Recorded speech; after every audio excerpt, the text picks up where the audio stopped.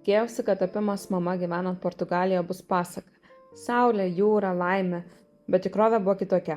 Jaučiausi vieniša, pasimetusi ir kartais net nežinau, kas aš iš tikrųjų esu. Supratau, kad jei nenoriu prarasti savęs, turiu veikti sąmoningai. Šiandien pasidalinsiu, kas man padėjo išlikti savimi tapus mama, ypač gyvenant svetur, be šeimos ir draugų šalia.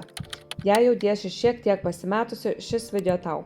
Parodysiu, kaip rasti savo kelią ir išlikti savimi netapus mama.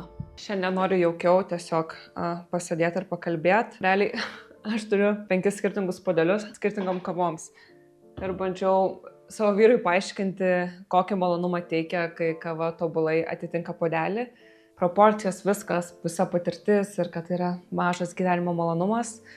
Tai tarsi ritualas. Tai pirmiausia, romantizuoti realybę, ypač kai dabar yra tiek daug socialinių medijų ir mes pastoviai matom, kaip kiti gyvenam. Aš esu įsitikinus, kad mes žmonės nesam sukurti taip, kad mes turėtume matyti tuos dalykus. Realiai, manau, mums niekada net nebuvo lemta matyti, kaip žmonės gyvena kitame pasaulio krašte, ką žmonės valgo, kaip gyvena, ko rengiasi ir dabar yra toks perteklius tos informacijos, kur mes realiai įsirenkam visur po trupučiuką iš vieno žmogaus, iš kito ir bandom susikurti tą kažkokią realybę ir kad tai turėtų būti mūsų realybė ir tada atsiranda nusivylimas.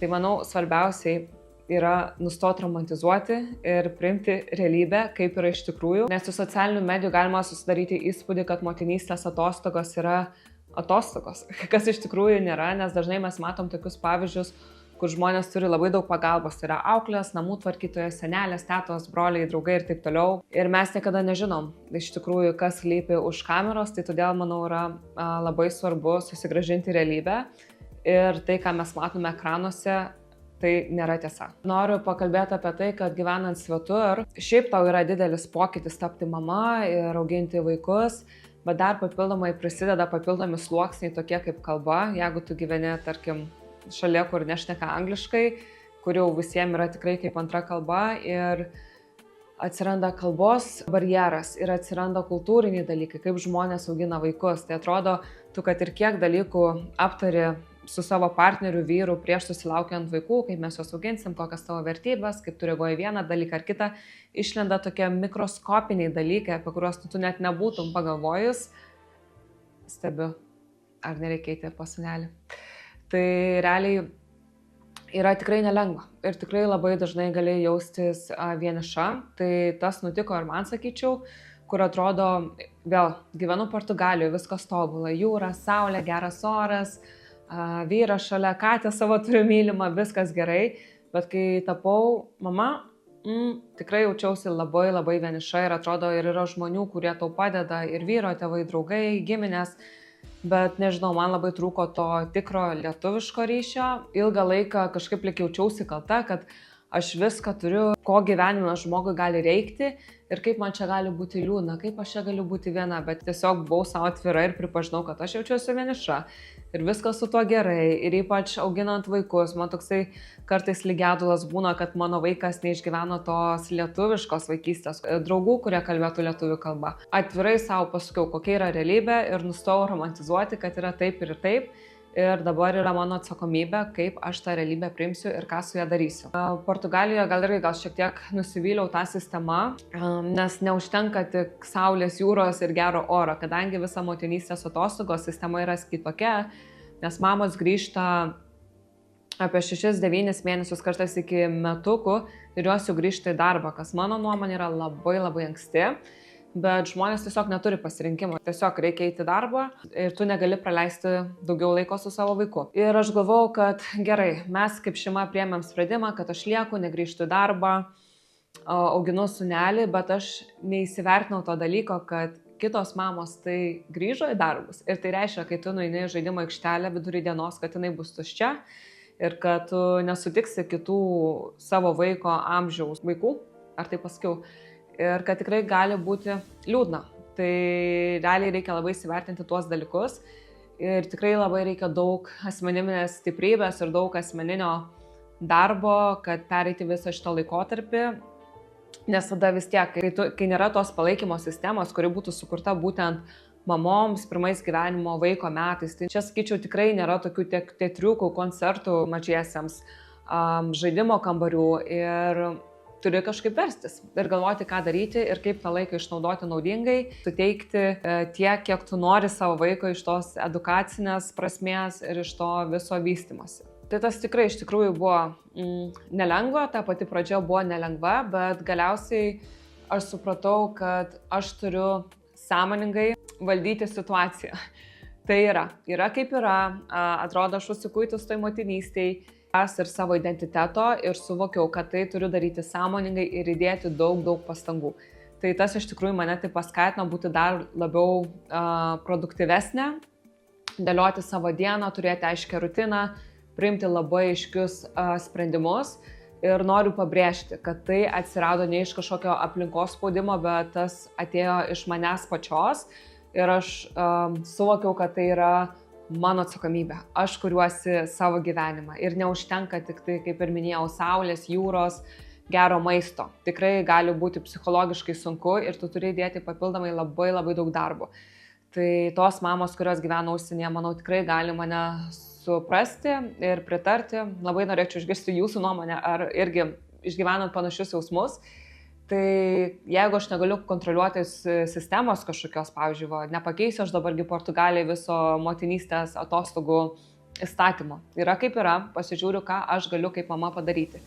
Tai aš turiu aiškią rutiną, aiškiai susidėlioju laikus, kiek laiko noriu praleisti lauke, kiek namuose, kiek laiko skiriam knygutėm ir taip toliau.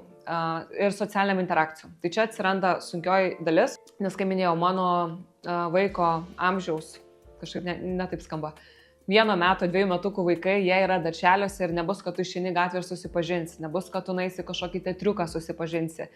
Tai aš turiu aktyviai dėti pastangų surasti tas mamas. Tai aš naudojuosi grupėmis Facebook'e, programėlės yra tam tikros, kur gali susipažinti su mamom. Ir idealiausiu atveju ieškau grynai mamų lietuvių, nes man vėlgi labai svarbu, kad mano vaikas augtų ir turėtų aplinkoje lietuvių draugų, kad galėtų ne tik atlaimintų savo kalbą, bet bendrai pajaustų tą, galėtų žaisti lietuviškus žaidimus, dalintis lietuviškomis knygelėmis ir taip toliau. Ir paskutinis dalykas, kurį supratau, kad aš negaliu tiesiog laukti pagalbos. Niekas neateis ir nepabels į mano duris, kad ir kaip aš norėčiau. Kad ir kaip norėčiau, kad mano mama būtų šalia, kad mano tetos būtų šalia, jų čia nėra ir nebus. Tokia yra skaudi realybė. Portugalija yra labai toli ir tikrai nedaug kas priskraido. Ir bilietai brangus ir nėra tiesioginio skrydžio, daug niuansų ir žmonės, jeigu skrenda, renkasi šiaip kažkur gal skrist. Lygiai ta pati situacija su draugais. Kai gyvenau Londone, tai būdavo pastoviai, kad kažkas skrenda per Londoną, ar turi reikalų, ar konferencijos, ar darbo reikalai. Tai reguliariai būdavo, kad kas mėnesį su kažkuo susitinku, net neplanuojant, tiesiog parašo žinutę ir pagalvokit, kiek žmonių užklysta į Portugaliją, į Porto. Tikrai nedaug kas, tai jeigu kas užklysit, būtinai parašykit, mielai susitiksim, pabendrausim. Bet realybė yra tokia ir šeimos nėra šalia, neturiu to stipraus palaikymo rato. Kaip pasakyti, aš jį turiu iš vyro pusės, bet vis tiek, aš kalbu iš tos dalies, kaip iš lietuvės, kad man norisi tos lietuviško bendravimo ir mūsų kultūros, nes kaip bebūtų vis tiek jinai kultūra yra kitokia. Bet vėlgi, aš imu vadeles į savo rankas ir darau tikrai iš viso širdies viską, ką galiu. Tai yra aktyviai bendrauju su savo lietuviam draugėmis, kurios man tokias geros ir atsiunčia lietuviškų knygelių visokiausių, tai aš galiu savo sūnelį mokyti kalbos, rodyti lietuviškas dainas, liaudies visokias, kurios man yra labai artimos pačiai, nes pati užaugau su kanklėmis, 7 metus grojau, tai nežinau, ir atrodo net mokyklose mus mokina tos lietuviškos gražios kultūros ir aš noriu ją įdiegti. Tada kitas dalykas – tradicijos. Tai atrodo, portugalai yra irgi katalikai, švenčia ir Velykas, ir Kalėdas tom pačiom dienom, bet vis tiek atsiranda labai tokių mažų niuansų. Pavyzdžiui, Velykos. Jie čia nedažo margučių, o man dažymas margučių yra Velykos. Yra kelios dienos prieš, pasiruošimas visas, ten dažų maišymas ir taip toliau. Tai praeitais metais mano vaikučiui dar net nebuvo metų, buvo kiek pusę metukų. Ir aš galvoju, viskas, reikia nuo dabar jau pradėti diegti tas tradicijas. Tai aš padariau visą workshopą giminiai, sukviečiau visus portugalus, kol dažysiu margučius svogūnų lukštai. Čia yra labai natūralus būdas, čia siejam su gamta, ten aiškinau, kaip ten viskas vyksta. Nu ir ką, dažomės tuos margučius ir galiausiai visi buvo labai nusivylę.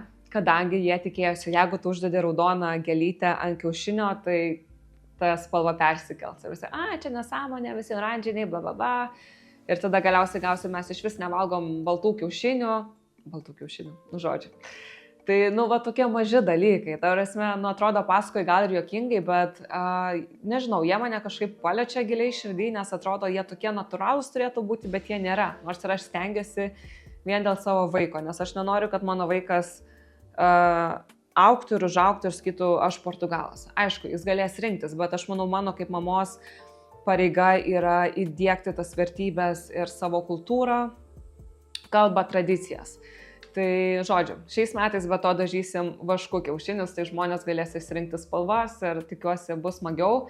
Ir vėlgi, aš tai darau ne dėl kažko, o darau tik dėl savo vaiko. Tai čia yra mano vienintelė priežastis ir didžiausia motyvacija ir tikrai stengsiuosi, kiek galėsiu, nes, nežinau, mano jaučiuosi kaip gyvenimo gal misija ir pareiga būtent šiuo gyvenimo etapu.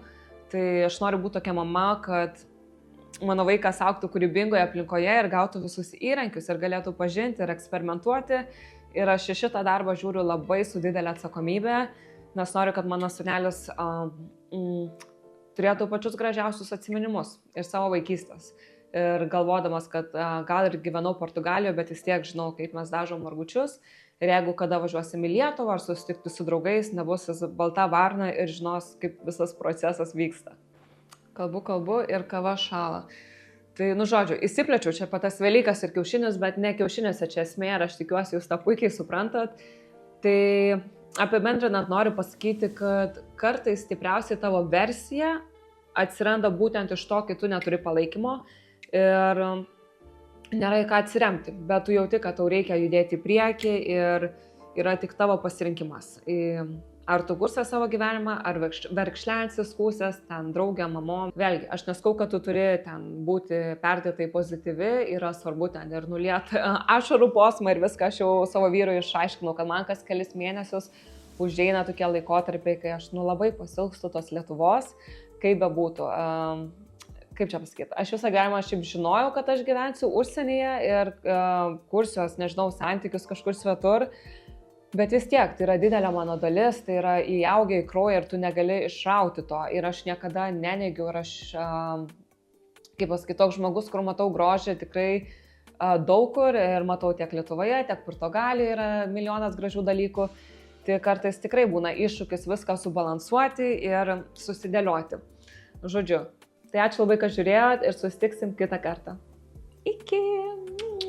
Ciao!